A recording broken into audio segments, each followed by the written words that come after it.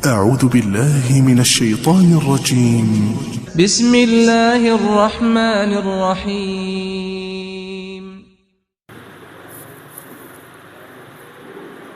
بسم الله الرحمن الرحيم. السلام عليكم ورحمة الله وبركاته.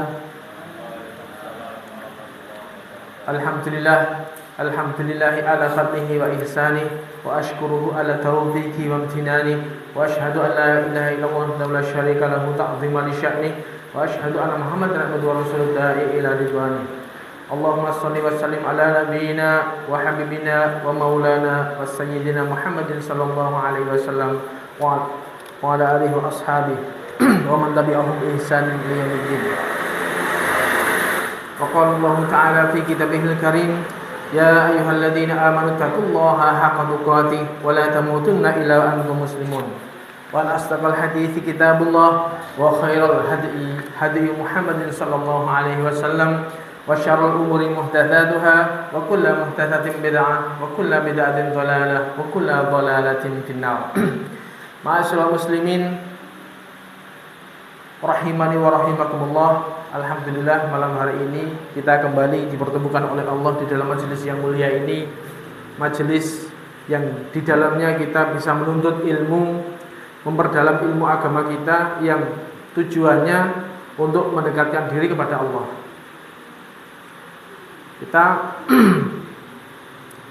dalam rangka mengingat Allah, dalam rangka semakin taqarrub ila Allah, mendekatkan diri kepada Allah. Dan dengan kita sering-sering mengaji seperti ini, jadi kita kembali diingatkan di tengah-tengah kesibukan duniawi kita yang mana itu memakan hampir lebih dari separuh waktu ini untuk urusan duniawi. Makanya kita agar tidak terlalu asyik dengan urusan duniawi yang di situ memang hijau dan manis, kita diingatkan kembali tentang hakikinya kehidupan dunia ini, bahwasanya kehidupan dunia ini adalah kehidupan yang sementara, dan kehidupan yang hakiki, kehidupan yang sebenar-benarnya kehidupan, yaitu kehidupan di akhirat. Ini selalu kita ingat kembali. Makanya di sini Imam Bukhari membuat di dalam Sahih Bukharinya ini kitabur riqaq, hal-hal yang bisa melembutkan hati. Karena dengan hadis-hadis ini mengingatkan kembali tentang akhirat, mengingatkan kembali tentang kehidupan dunia ini, sehingga hati yang tadinya keras karena banyak hal, entah itu maksiat, entah itu sesuatu hal-hal yang bisa mengeraskan, lalai dari kehidupan akhirat, misalnya lalai dari akhirat, lalai dari ingat Allah, ini yang bisa meraskan hati kita, dengan demikian bisa menjadi lembut kembali. Ini yang kita harapkan. Kita melanjutkan pembahasan dari pekan kemarin, yaitu babu fadil faqr, bab keutamaannya miskin. Di sini Imam Bukhari tidak sedang membandingkan bahwasanya kondisi antara kaya dan miskin ini lebih afdal yang miskin, bukan. Jadi bukan berarti miskin ini lebih afdal dari kaya. Seperti halnya yang kita bahas kemarin, ulama di sini sedang melalui perdebatan yang panjang, mana yang lebih baik antara orang kaya yang bisa bersyukur dan orang miskin yang bisa bersabar. Dua-duanya baik, tapi mana yang lebih afdal? Kemarin kita sudah jelaskan. Sebagian ulama ini lebih menekankan bahwasanya orang kaya yang bisa bersyukur ini bisa mencapai derajat lebih tinggi dibandingkan orang miskin yang sabar, karena dengan kekayaannya ini bisa meninggikan harta, bisa meninggikan derajat di surga. Seperti halnya dalam hadis yang diriwayatkan oleh Al-Imam Bukhari dan juga Imam Muslim dalam Arba'un Nawawi kemarin tuh. Jadi, ya Rasulullah, dhahaba ahad-duthur bil ujur. Orang-orang yang kaya itu pergi, mereka punya pahala yang banyak, Nabi, sedangkan kami orang-orang miskin, orang-orang fuqara, muhajirin, mereka orang-orang fakir ini, mereka mengeluh kepada Nabi. Orang-orang kaya ini bisa, mereka dapat pahala yang banyak, kita enggak. Kami sholat, mereka juga sholat. Kami sodakoh, kami puasa, mereka juga puasa. Tapi mereka bisa sodakoh dengan bifuduli amwalihim. Mereka bisa sodakoh dengan kelebihan harta mereka, sedangkan kami tidak. Makanya Nabi ngasih solusi. Tasbih, tahlil, zikir, amar ma'ruf nahi munkar, ini semua amal baik jika dikerjakan bisa bernilai sedekah. Ternyata orang-orang kaya juga melakukan seperti itu. Makanya Nabi mengatakan dzalika fadlullahi yutihi may yasha. Ya itulah. Mau gimana lagi, orang-orang kaya yang memang diberikan kefadlan yang tidak diberikan oleh orang-orang miskin, sehingga dengan kefadlan yang Allah berikan ini bisa meninggikan derajat mereka. Ini sebagian ulama memilih itu tadi. Ternyata ada juga sebagian ulama yang lebih afdal orang yang miskin bisa sabar. Karena di dalam keadaan orang yang miskin ini, ternyata di situ ada ibadah hati yang tidak dimiliki oleh orang kaya. Karena orang miskin itu punya ibadah kesabaran di tengah hancurnya hatinya dia. Ketika dia punya keinginan kuat yang tidak bisa terbendung, tapi karena kondisi dia nggak punya apa-apa, tapi dia bersabar dengan keinginan. Nah, aku randedet misalnya, aku pengen niki, tapi dengan kesabarannya itu merupakan ibadah tersendiri. Diolok-olok, dihina, misalnya dilecehkan karena kemiskinannya, terus dia bersabar dengan ini juga merupakan ibadah tersendiri yang tidak dimiliki oleh orang-orang kaya. Makanya ada sebagian ulama yang orang miskin yang bisa bersabar ini punya keunggulan yang tidak dimiliki oleh orang-orang kaya, yaitu ibadah hancurnya hati, kesabaran di tengah hancurnya hatinya orang-orang miskin ini. Tapi Ibnu Taimiyah mengatakan selama mereka sama-sama bertakwa, ini bisa sama-sama afdhalnya. Tapi ternyata ada satu kondisi yang di sini ini merupakan kondisi yang lebih utama dibandingkan dua kondisi tadi. Yang mana kondisi ini diminta oleh Rasulullah Shallallahu Alaihi Wasallam, yaitu kondisi kafaf. Kafaf itu sedengan. Kafaf itu yo ora punjul nemen, tapi orang pas-pasan. Yo pas pengen iki yo duwe, pas pengen pengen bukan seperti itu. Pas-pasan itu maksudnya apa yang dia dapat dicakke entek. Ini kondisi yang bahkan Rasulullah sallallahu alaihi wasallam berdoa khusus. Allahumma ja'al rizqa ala Muhammadin qutan. Ya Allah, jadikanlah rezeki keluarganya Muhammad qutan, cukup. Yes. Oleh dicakke entek. Ini kondisi yang lebih afdal dibandingkan dua kondisi tadi. Yang kaya bisa syukur, yang miskin bisa sabar. Karena dengan kondisi yang pas-pasan ini, hisabnya lebih ringan. Yang kita tahu bahwa hisabnya harta, semua anak Adam, semua manusia itu besok ketika di akhirat itu kakinya tidak akan berjalan, maksudnya dihentikan dengan ditanya 4 hal. Salah satunya itu masalah harta. Min ainak tasabaha, dari mana kamu dapatnya, terus kamu gunakan untuk apa? Nah ini hisabnya panjang itu di sini ini. Kayak tanggal semene, dino semene, kowe lah di semene, gitu. Itu asal usulis kok ngendi? Diurus, betul-betul diurus. Nah ini kalau orang yang kondisinya pas-pasan, oleh dicakke entek misalnya. Ini hisabnya lebih ringan. Mau ditanya, saya dapatnya segini, asalnya dari segini ringan, halal loh. Dicakke untuk ini, wes selesai. Lah kalau orang yang berlebihan misalnya, urusannya panjang itu nanti. Sampai numbuk rekeningnya miliaran misalnya. Mbok ngopo wae, ini tanggung jawabnya berat. Makanya tapi kira-kira jenengan mau kon milih sing ndi? Sugih ning syukur gitu. Ada yang pernah berdoa kayak Nabi tadi, ya Allah, jadikanlah rezeki kami ini pas-pasan mawon. Kira-kira enek sing wani nembung ngoten, minta ngoten. Enggak ada, saya yakin enggak ada. Ndongone wis koyo-koyo arep ya Allah paring ono rezeki sing kathah blawa-blawa turang-turang iso tuku omah, tuku sawah, iso tuku barang-barang mewah kan. Biasanya jaluke ngono kuwi. Makanya ini Imam Bukhari sedang menjelaskan tentang bahwasanya ketika kalau memang qadarullah secara Allah mentakdirkan kita menjadi orang yang rezekinya di bawah standar misalnya, orang yang miskin, ini sabaro karena ternyata orang-orang miskin ini juga mempunyai keutamaan-keutamaan tertentu. Seperti hadis yang kita baca kemarin itu tentang bagaimana ketika ada seorang yang lewat, Nabi nanya, bagaimana orang ini? Orang A, orang pertama. Terus sebelahnya Nabi mengatakan, orang ini termasuk orang yang tokoh, orang yang dimuliakan manusia. Dia ditokohkan, dihormati oleh semua orang. Ketika dia ngomong, omongannya didengar. Ketika dia ngelamar, pasti diterima. Dia ngasih rekomendasinya pasti diterima. Ini yang A. Terus ada lagi lewat yang B. Yang B lewat, gimana orang ini? Wah, kalau ini termasuk orang fakir Nabi. Kalau dia ngomong, nggak ada yang mau dengerin. Kalau dia ngelamar, pasti nggak diterima. Dia ngasih rekomendasi, guys, rada gagas blas. Bahkan kalau dia nggak ada nyariin. Terus Nabi mengatakan, ini yang B ini yang miskin satu tadi dibandingkan dengan orang yang A yang kaya ini 10 bumi ini lebih baik yang miskin tadi. Berarti ada kondisi tertentu orang yang miskin ini ternyata mereka mulia di mata Allah Subhanahu wa taala karena ketakwaan mereka. Jadi yang menentukan mulia atau tidaknya seseorang di mata Allah itu bukan tingkat ekonominya.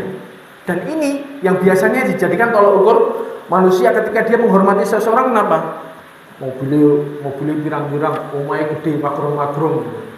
Dia tokoh di situ ngebosi dan lain sebagainya, sehingga dia dihormati, dimuliakan karena kekayaannya. Rata-rata kayak gitu.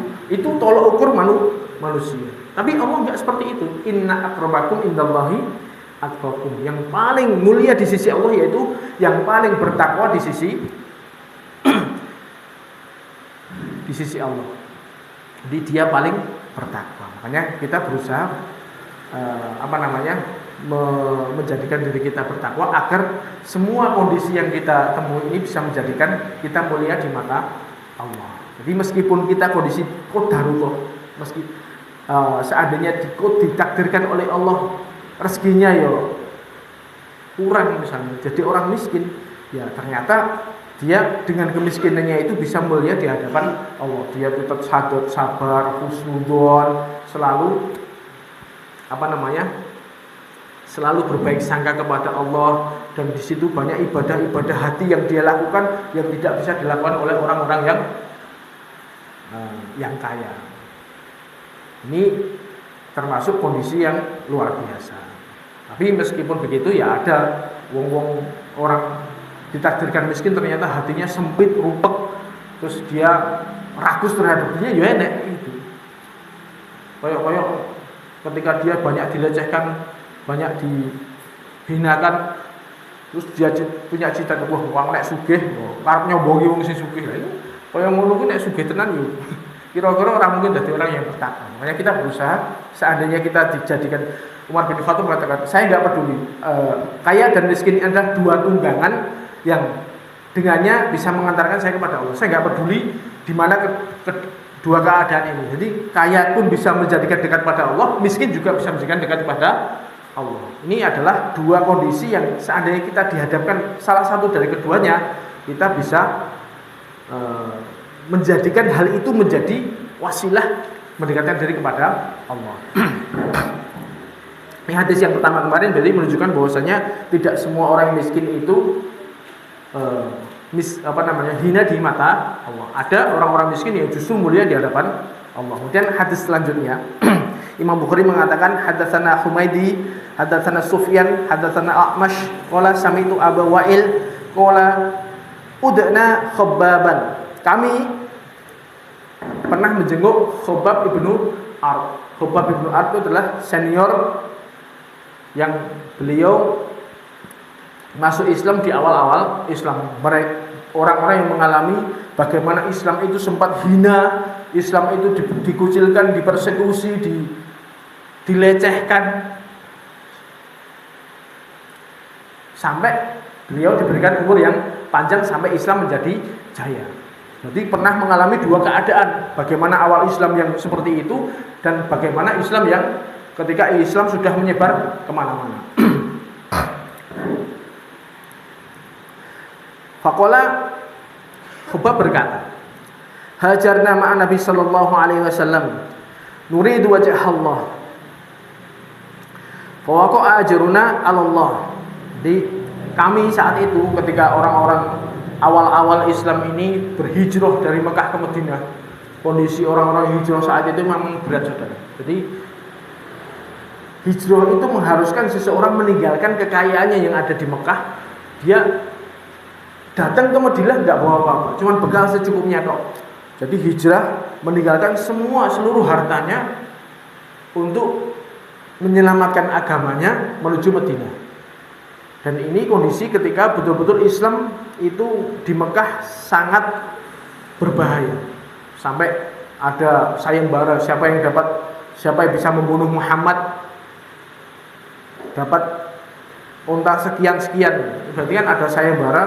Umat Islam saat itu benar-benar diburu oleh orang-orang kafir, sehingga mereka mau nggak mau untuk menyelamatkan agama mereka hijrah dengan kondisi yang sangat berat. Mereka datang ke Madinah nggak punya apa-apa, miskin mendadak, padahal aslinya kaya raya. Ada sebagian mereka yang saudagar kaya langsung miskin mendadak di Madinah. Tapi mereka mau seperti itu karena mencari wajahnya Allah, betul-betul mencari untuk menyelamatkan agama mereka. Dan kami mendapatkan upah kami. Maksudnya mereka itu ketika niatnya sudah murni, pahalanya luar biasa. Faminna man madha lam ya'khud min ajrihi. Dari salah satu dari kami, maksudnya orang-orang yang awal yang hijrah ini, ada yang dia meninggal belum sempat merasakan upahnya, maksudnya hasil jerih payahnya berjuang itu belum sempat merasakan.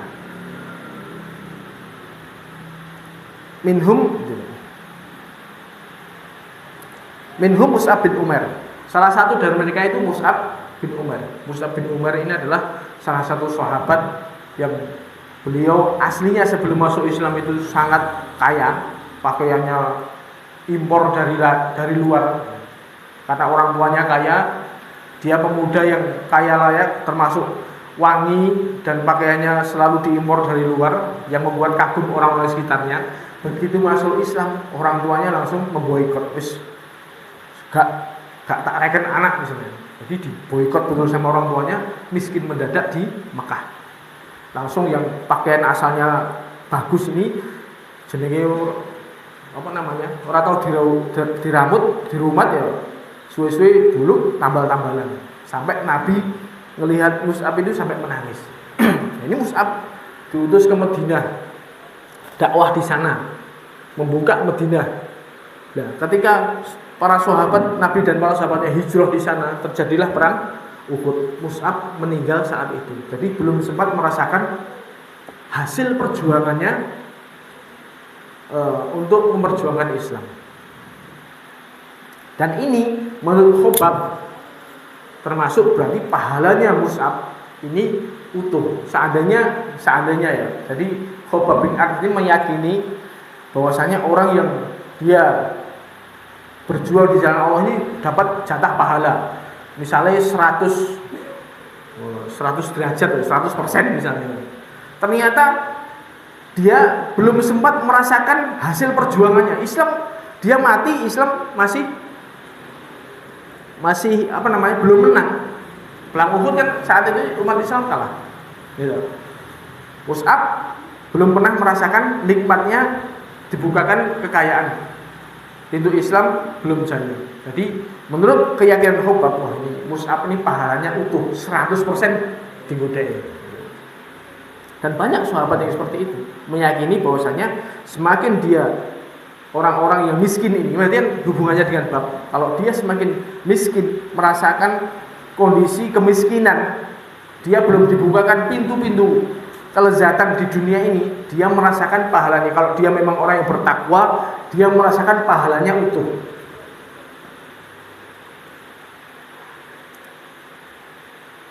Saking miskinnya Mus'ab ini, ketika meninggal itu, kutila yauma Uhud, dibunuh di perang Uhud, wa taraka namiratan, hanya meninggalkan satu lembar kain tok. Fa idza ghattayna ra'sahu badat rijlahu. Ketika dia punya satu kain, ketika dia meninggal kan mesti dikafani, ditutup sirahe, sikile ketok. Fa idza ghattayna rijlaihi badat ra'suhu. Ketika ditutup kakinya, kepalanya nongol. Fa'amarona Nabi sallallahu alaihi wasallam an nughattaya ra'sahu. Akhirnya Nabi merintah, ya wis, karena kalau ditutup kepalanya kakinya kelihatan, ditutup kakinya kepalanya kelihatan, yang diutamakan kepalanya ditutup. Adapun kakinya wa naj'ala ala rijlaihi syai'an minal idhir. Udah, kakinya ditutup dengan rumput-rumput jenis idhir, rumput-rumput kering, ditutup seperti itu. Karena memang saking kurangnya seperti itu, dia betul-betul meninggal dalam kondisi sangat miskin. Hanya ada satu lembar tok itu kain yang dia pakai untuk kesehariannya itu, yang juga dipakai untuk ngafani dia. Sempit sekali sehingga ya wis, akhirnya kepalanya ditutup, kakinya yang kelihatan ditutupi dengan rumput idhir, baru dikubur. Ini kondisi yang sangat mengenaskan, miskin. Tapi Khobab malah iri dengan orang ini. Ya Allah, Mus'ab itu teman saya, dia merasakan pahalanya utuh. Wa minna man aina'at lahu samratuhu fahuwa yahtibuha. Ternyata ada sebagian dari kami itu dibukakan atau mungkin ditumbuhkan buah-buahan dan dia memetiknya. Ternyata sebagian kami ada yang merasakan perjuangan Islam ini. Ketika awal Islam kita berjuang benar-benar dan Islam menang, akhirnya Islam jaya, kami merasakan kelezatan kenikmatan dunia, dapat jarahan, dapat kekayaan. Ini yang dialami oleh Khobab ibnu Ar, dan dia sedih karena dengan itu dia meyakini bahwasanya pahalanya berkurang. Berarti kenikmatan saya di akhirat nanti berkurang sebab sebagian kenikmatan sudah saya rasakan di dunia ini. Dibuka kekayaannya, dijor-joran. Dia semakin kaya, dia semakin susah. Karena berarti nanti nikmat di akhirat bisa berkurang. Ini berarti keutamaan menurut Imam Bukhari yang disadarkan dengan perkataan Mus'ab bin Umair tadi, Khobab ibnu Ar tadi, berarti keutamaan orang yang miskin ini adalah ketika dia orang miskin yang bertakwa dan dia mendapatkan jatah pahala, maka pahalanya itu utuh, tidak dikurangi dengan kenikmatan duniawi. Kanca-kancane iso ngrasake kenikmatan, misalnya banyak teman-temannya yang kaya, dia bisa merasake mobil penak, omahe apik misalnya. Ternyata dia tidak bisa merasakan seperti itu karena kondisinya yang miskin, sehingga mungkin jatahnya di akhirat itu tidak dikurangi dengan kenikmatan di dunia. Ini menurut Imam Bukhari seperti ini. Berarti keutamaan orang yang miskin adalah yaitu pahalanya, kenikmatan yang akan dia rasakan di akhirat kelak itu bisa utuh, karena belum dikurangi dengan kenikmatan yang dia terima di dunia. Ini termasuk salah satu keutamaannya orang-orang yang miskin. Dan saya yakin jenengan gak akan mungkin ada yang minta, ya Allah jadikanlah saya orang miskin. Benar-benar berani. Meskipun ini afdal, meskipun dia punya keafdalan, tapi saya yakin kita mau pilih, gak akan pilih kondisi seperti ini. Tapi saya punya teman dulu, mungkin ya karena ngajine gitu, orang komplit gitu, utamaannya miskin seperti ini. Dia terpatri dalam hatinya ketika di Mekah minta di multazam itu ya minta miskin. Ya miskin beneran. Wih, enak sih ngono ya. Ya Allah, saya bilang. Mungkin ngajine ora imbang ya. Nek on milih kan kudu milih sing sugih, sing iso bertakwa gitu. Iya. Dia di multazam minta kondisi miskin, Masya Allah. Dan saya lihat terakhir ketemu kayaknya ya dia kondisinya memang seperti itu, di bawah pas umroh dia minta seperti itu. Dia cerita sendiri, saya minta di multazam itu, ya Allah jadikanlah saya jadi orang miskin, Masya Allah. enek sing tegel kalau ternyata. Nek saya mungkin nggak berani. Gitu mboten. Pas, jaluk pas-pasan itu rawane ya meneh jaluk miskin.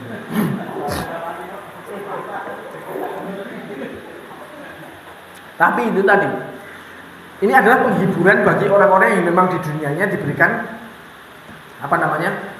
kefakiran. Memang ya fakir itu bukan pilihan, bukan kita boleh minta enggak, tapi kondisi yang Allah takdirkan kepada kita. Ya piye meneh kondisi ini koyo ngene, kita sudah berusaha ikhtiar tapi wis jatahi wis semene ya mau gimana lagi. Tapi ternyata di balik itu seandainya kita bisa bersabar dan menjadi orang yang bertakwa, maka itu menjadi aset bagi kita. Betul nggih? Tapi bukan berarti kita kon jaluk ngono iki ora juga. Soalnya dulu ada yang terangkan seperti itu. Berarti miskin itu lebih afdal daripada orang kaya.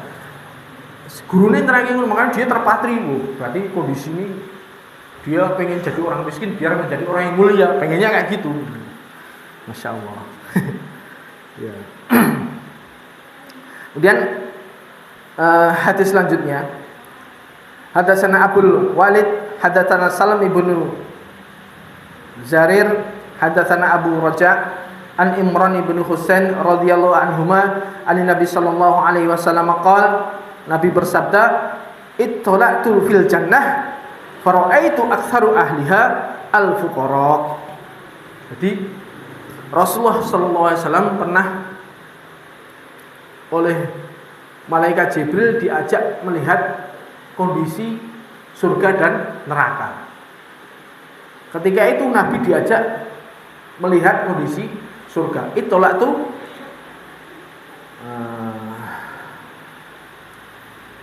fil jannah fara'aitu aktsara ahliha al-fuqara. Saat itu saya melihat kondisi surga dan mayoritas penghuni surga adalah orang-orang miskin. Mayoritas penghuni surga adalah orang-orang miskin.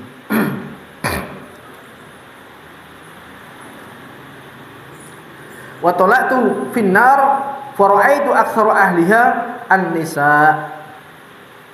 Dan saya diperlihatkan kondisi neraka, mayoritas penghuninya adalah para wanita.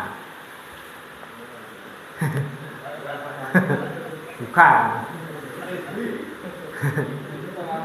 Jadi surga tadi, kondisi surganya seperti itu, mayoritas penghuninya adalah orang-orang miskin. Karena apa? Ketika seseorang itu diuji, ujian kekayaan dan kemiskinan ini sama-sama ujian, dan Nabi berlindung dari dua-duanya.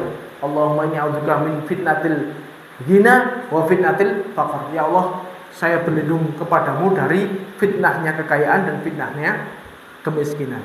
Kekayaan, ketika orang diuji dengan kekayaan, ternyata banyak orang yang tidak lulus dengan ujian itu. Dan ketika seseorang diuji dengan kemiskinan, banyak orang yang lulus, meskipun banyak juga yang nggak lulus. Sama. Karena rata-rata orang yang diuji dengan kemiskinan itu bisa sabar, tapi ketika orang diuji dengan kekayaan itu nggak bisa syukur. Nah inilah yang menjadikan mayoritas ahli surga adalah orang-orang miskin. Karena itu rata-rata kebanyakan orang yang diuji dengan kemiskinan itu bisa sabar menghadapi ujian tersebut. Tapi ketika dia diuji dengan kekayaan, ternyata dia tidak bisa menggunakan kekayaannya dengan baik. Soalnya wis nek sugih itu tadi pinginane macam-macam. Nek wong ditakdirkan menjadi orang miskin, tidak ada pilihan lain kecuali sabar. Wis nek pilihan aku nek enek pilihane kudu sabar apa ora ngono tok. Gitu lho. Nek ditakdirkan dadi wong miskin iki pilihane gur loro tok. Sabar apa ora? Nek sabar ya berarti dia bisa meninggikan derajatnya, nek ora ya semakin menjerumuskan dia ke dalam neraka. Nek wong sugih pilihane tambah akeh, pinginane iki wis. Sehingga jarang yang ketika orang diuji dengan kekayaan ini lulus, menjadikan dia semakin menjadi orang yang bertakwa. Karena kebanyakan orang yang diuji dengan kekayaan itu malah justru sombong atau mungkin banyak menggunakan harta kekayaannya itu untuk hal-hal yang menjauhkan dia dari ketaatan kepada Allah. Ini semuanya adalah ujian. Makanya hadis ini termasuk penghiburan bagi orang-orang yang ditakdirkan menjadi orang yang miskin. Ternyata banyak orang-orang yang miskin itu menjadi mayoritas ahli surga. Hisabnya ringan dan kesabarannya itu bisa membantu dia meninggikan derajat di surga. Ternyata orang yang kaya, yang diuji dengan kekayaan, banyak yang tidak lulus. Kemudian Nabi diperlihatkan lagi ke neraka, ternyata penghuninya mayoritas adalah para wanita. Ini Nabi pernah khutbah seperti ini ketika habis khutbah sholat Id. Terus Nabi ke belakang wanita, Nabi mengatakan, wahai wanita, bersedekahlah, tasaddaqna, bersedekahlah kalian, karena kebanyakan penghuni neraka adalah para wanita. Nah, ada salah satu yang cerdas nanya, limadha ya Rasulullah, kenapa? Karena para wanita itu punya sifat kodrati. Tuksiruna sakwa, jadi sering ngeluh dan dia kufur terhadap suami. Ini yang biasa, yang sering terjadi seperti itu. Dan ini sifat yang Allah sematkan kepada perempuan. Kebanyakan seperti itu. Ibu-ibu. Jadi ketika suami itu melakukan hal baik dalam jangka waktu yang lama itu, adalah melakukan suatu kesalahan, dia akan mengatakan, kamu tidak pernah melakukan kebaikan sama sekali. Ini ucapan yang sering terlontar seperti itu. Makanya sebenarnya hal ini ya, untuk para wanita terutama, ini sebenarnya syarat surga itu, masuk surga itu mudah. Idza sholatil mar'ata khamsaha, ketika perempuan itu sholat 5 waktu, kemudian wa shoma syahroha, puasa Ramadan, sing wajib-wajib dong, sholat 5 waktu, puasa Ramadan, dan taat pada suaminya loh. Itu ketoknya gampang. 3 tahun dia sholat 5 waktu, dia puasa Ramadan, dia taat pada suaminya, maka ketika ini bisa dilakukan semuanya, maka dia akan dipanggil dari semua pintu dari mana dia masuk. Pintu sana ada 8 pintu misalnya, semuanya manggil, lewat sini. Ini berarti kan jadi gampang loh, betul. Teori ini gampang. Saya nggak ngomong harus tertib sholat wajib, tertib sholat sunnah, enggak. Sholat wajib dikerjakan, puasa Ramadan, tambah taat sama suaminya. Ini kan kelihatannya simple, tapi ternyata kebanyakan nggak lolos. Karena apa? Ya itu tadi, banyak para perempuan, para wanita yang di situ kufur kepada suaminya dan banyak mengeluh. Ini nang kono-kono insyaallah. Sing mung itu sing jowo-jowo kono. Sing mriki insyaallah mboten enten.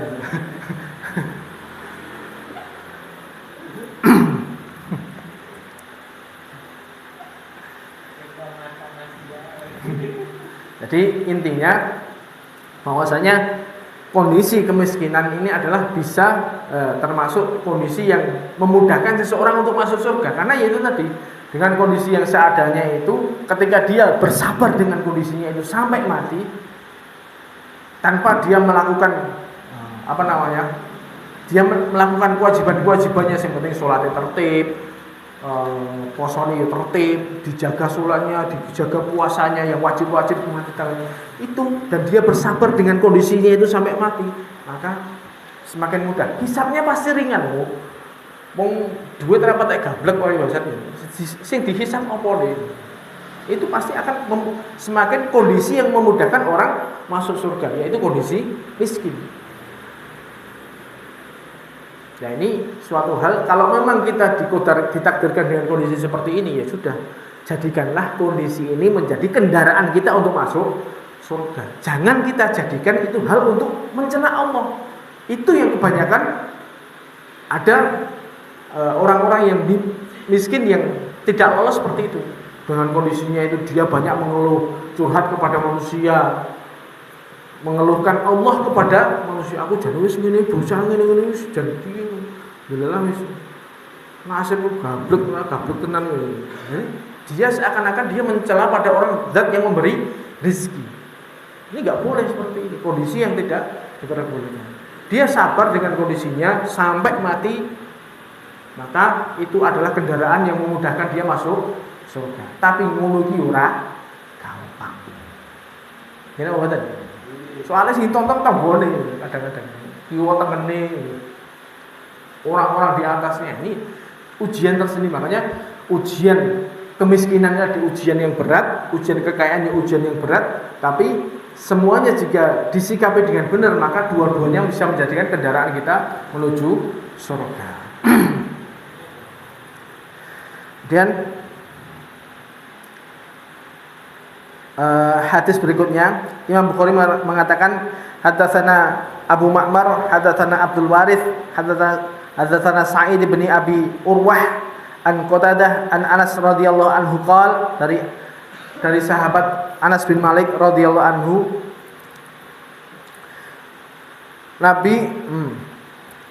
beliau mengatakan Anas bin Malik adalah pelayan Nabi. Dia melayani Nabi lebih dari 10 tahun. Dan ini termasuk keajaiban akhlak Nabi seperti itu. Nah, Anas bin Malik itu selama jadi pembantunya Nabi itu enggak pernah kok Nabi ngomong ketika dia seharusnya melakukan sesuatu kok dia enggak melakukan. Kowe ngomong orang ini. Selama 10 tahun dia melayani Nabi belum pernah Nabi mengatakan nyeneni lurung tahun. Ini termasuk keajaiban akhlak Nabi. Dan ini termasuk kalau kita lihat termasuk kondisi yang luar biasa yang kita tidak mungkin dapati orang-orang zaman sekarang. Jadi bos terus lagi anak gue lalai sithik wis koyo kudu ngamuk-ngamuk aja. Tapi enggak sama sekali. Ketika merintah kok bleset ini kok orang ini toh enggak pernah sama sekali. Selama 10 tahun Anas bin Malik belum pernah dicela oleh Nabi.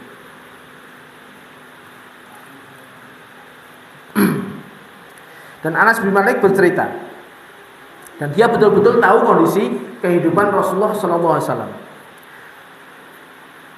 Lam yakul Nabi SAW ala khiwanin. Jadi selama hidupnya Nabi belum pernah makan di atas meja makan. Jadi kondisi rumah Nabi itu sangat sederhana.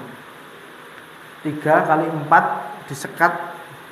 Saking sempitnya rumah Nabi itu, ketika Nabi sholat malam itu dan Aisyah sedang tidur, jadi disentuh kakinya itu biar dilipat, biar Nabi bisa sujud. Jadi kan rumahnya gede mau cilik itu, sempit sekali. Mau sampai Nabi pengen sholat malam itu berarti harus nyentuh kakinya Aisyah dulu biar dilipat, baru Nabi bisa sujud. Ketika Nabi sudah berdiri, baru Aisyah bisa selonjor lagi. Kayak gitu. Nek nggone dhewe lho, dapure tok lho iso nggo. Masang spring bed 5 iso. Dapur tok. Itu kondisi Nabi itu betul-betul kehidupannya sangat sederhana. Rumahnya sangat sempit, sangat kecil. Dan Nabi belum pernah makan di atas meja makan. Maksudnya ya itu tadi. Boro-boro naruh meja makan. Salatnya dadak kayak gitu. Hatta mata sampai Nabi meninggal belum pernah. Wa ma akala khubzan muraqqaqan hatta mata. Dan Nabi belum pernah sekalipun makan khubzan muraqqaqan itu roti yang halus. Roti sing enak. Itu belum pernah. Jadi kalau yang dimakan Nabi itu gandum yang masih kasar. Nek kayak roti itu wis akeh sontrote ngono gitu ya. Ya kita enggak tahu maksudnya makan utama kita kan nasi, nek wong Arab kan panganane gandum gitu. Jadi kita enggak ngerti. Tapi intinya belum pernah makan makanan yang enak sama sekali sampai beliau meninggal. Beliau ya bersabar dengan kondisi itu. Orang kok jaluk. Seandainya kalau kita tahu kondisinya, sebenarnya Nabi itu kaya raya jika beliau mau. Kan setiap kali dapat jarahan, setiap kali Islam mengembangkan wilayah, bisa menaklukkan sebuah wilayah, itu masih dapat harta. Itu Nabi dapat 1/5. Nabi dapat banyak. Dan semua yang didapatkan oleh Nabi itu disedekahkan semua. Tidak ada satupun yang disimpan. Bahkan Nabi setiap tahun ini pasti kalau dapat harta itu sudah beliau persiapkan untuk kehidupan keluarganya itu setahun ke depan. Wis disimpan iki dienggo kehidupan keluargaku selama setahun. Liyane tak sedekahke. Itu Nabi mesti seperti itu. Tapi pada kenyataannya setiap kali ada kesempatan sedekah ya disedekahkan, ya disimpan ya entek yuan. Sampai kondisinya seperti itu. Sampai Nabi meninggal punya utang sama orang Yahudi dengan menggadaikan baju perang. Ini kondisi yang sangat sederhana. Tapi beliau tetap bersabar dengan manusia dan beliau menikmati itu. Dinikmati kondisinya dan beliau memilih untuk itu.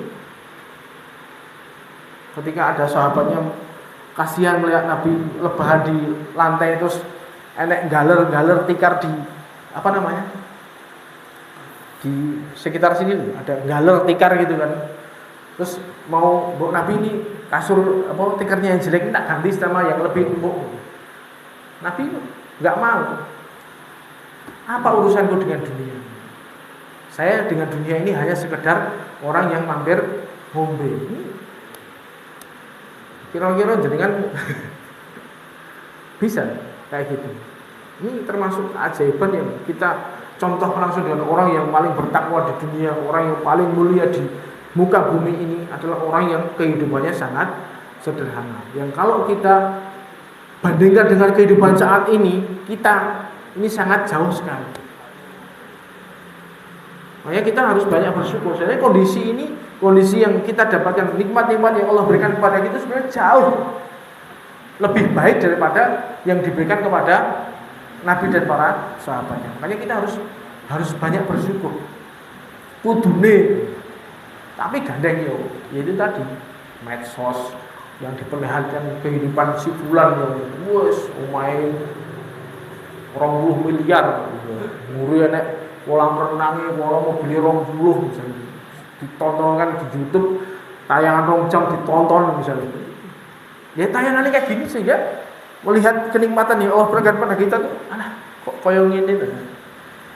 Padahal kalau seandainya kita mau melihat kondisi orang-orang yang bertakwa di dunia ini, bagaimana kehidupan Rasul, para sahabatnya yang mereka menjauhkan diri dari dunia, seharusnya kondisi yang ada saat ini bisa menjadikan kita menjadi orang yang bertakwa, menjadikan kita orang yang bersyukur.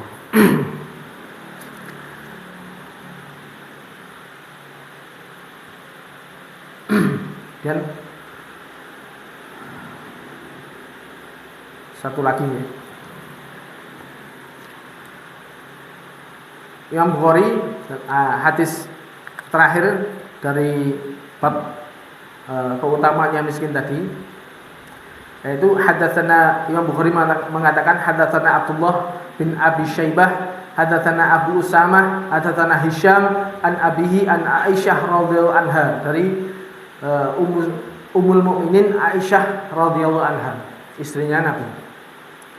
Qalat, berkata sapa Aisyah, laqad tuwfiya Nabi sallallahu alaihi wasallam wa ma fi rafi min syai'in ya'kuluhu dzu kabidin illa syadaru sya'ir. Jadi Nabi ketika beliau wafat, saya di rumah saya itu enggak ada apapun yang bisa saya makan, yang bisa dimakan oleh makhluk bernyawa kecuali hanya setengah sak gandum. Jadi setengah sak gandum yang saya taruh di rak-rakan. Cuman itu kok ketika Nabi wafat, itu kondisi yang ada, saya cuma punya setengah sak gandum.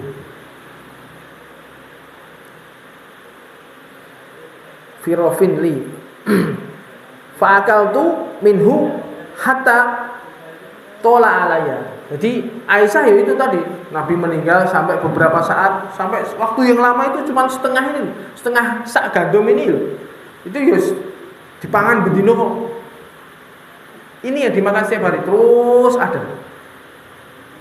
ada. Orang entek-entek. Lah kok delalah gitu. Fakil tuhu fafania. Aisyah bilang, iki gue setengah sak yo tak masakkan.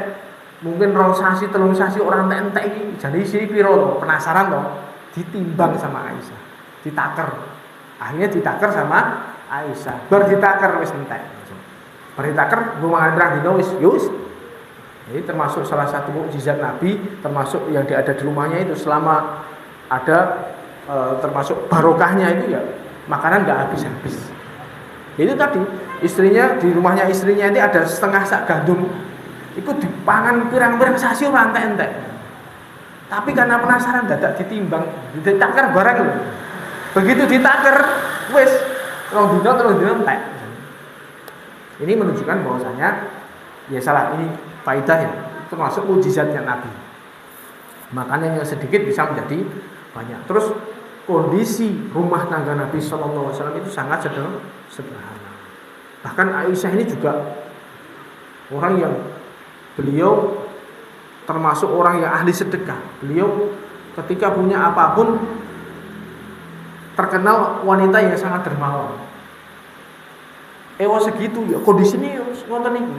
Dia nanti ada bab yang mengatakan bahwa bagaimana kehidupan Nabi dan para sahabatnya tentang kesederhanaan mereka, yang itu ketika kita mengaji tentang hal ini bisa menjadikan kita kalau kita berkaca pada diri kita itu sudah lebih dari cukup sebenarnya. Kondisi yang ada yang Allah berikan kepada kita, kenikmatan yang Allah berikan kepada kita pada saat ini sudah lebih daripada cukup seandainya kita mau bersyukur. Kalau kita melihat contoh-contoh para sahabat, para nabi dan para sahabatnya itu aduh. Dan dengan kondisi yang seperti itu pun mereka bisa bersyukur, bahkan mereka menjadi orang-orang yang sangat dermawan. Ini kalau kita mau contoh itu ya, kalau kita pengen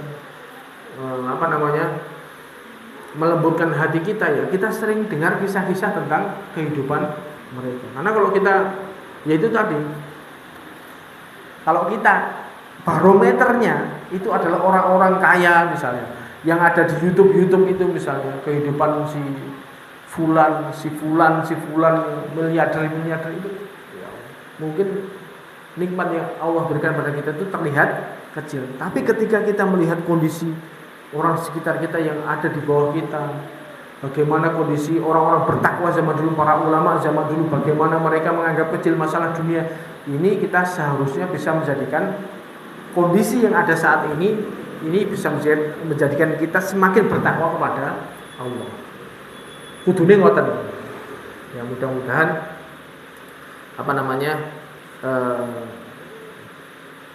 kondisi apapun yang Allah takdirkan kepada kita, entah kita kondisi kaya, mungkin ada sebagian dari kita yang ditakdirkan menjadi orang yang kaya, rumahnya lebih dari satu, mobilnya lebih dari satu, ya gunakanlah kekayaan tersebut untuk dijadikan kendaraan untuk masuk surga. Ada juga yang Allah takdirkan kondisinya di bawah rata-rata, benar ditakdirkan oleh Allah menjadi orang yang miskin, butuh ya hasilnya dicakne kadang cukup kadang orang. Ya. Ini jadikanlah kondisi ini dengan hati yang lapang, hati yang sabar, dan bisa menjadikan kita mudah masuk surga. Insyaallah itu yang bisa kita sampaikan. Insyaallah pertemuan berikutnya kita simak bagaimana kehidupan Nabi dan para sahabatnya, dan bagaimana mereka menganggap remeh urusan dunia. Wabillahi taufiq wal hidayah. Subhanakallahumma wa bihamdika asyhadu an la ilaha illa anta astaghfiruka wa atubu ilaik. Assalamualaikum warahmatullahi wabarakatuh.